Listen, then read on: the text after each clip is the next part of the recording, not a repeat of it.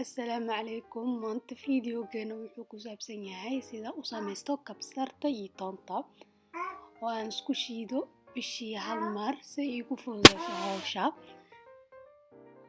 Waxaa ka bilaabaa tooni iyo sanjabiil inaan isku shiido kooda hore ayagana waan isticmaalaa markaa gaariga iyo cuntooyinka kala waxeenaya.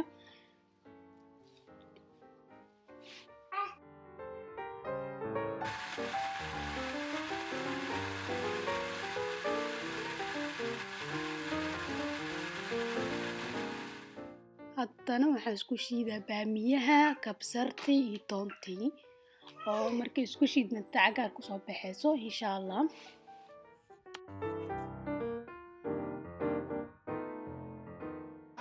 ayadoo cagaar noqotay masha Allah si fiican marba jooji haddana shiid saas ku fiican. haddana waa way dhamaatay. waxaa inta yaalo toontii sanjabiisha isku shiiday, intana waa kabsartii iyo baamiyihii isku shiiday.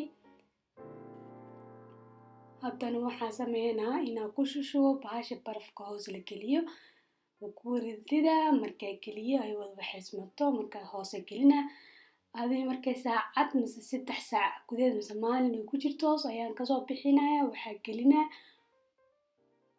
bac gelinaa ayadoo ku kuusan hadhow saa u isticmaali karo si fudud cuntada markaa karinayo. kan markasta oo aan cunto karinayo ayaa isticmaalaa toonta iyo sanjabiil iyo kabsar baana ka miski jooji karna Soomaalitaan cuntadeena ku darsanaa markasta. waa kana ayadoo dhamaatay oo aan ku shushubay bahasha barafka ayadoo sida gelinaa fridge-ka hoose suu qabownaado. waa kana ayagiyo soo barfoobay oo baca ku riday hadhowtii hal lay soo bixinay hadaarada mise jabaa ka jabsanay cuntada ku shiilay.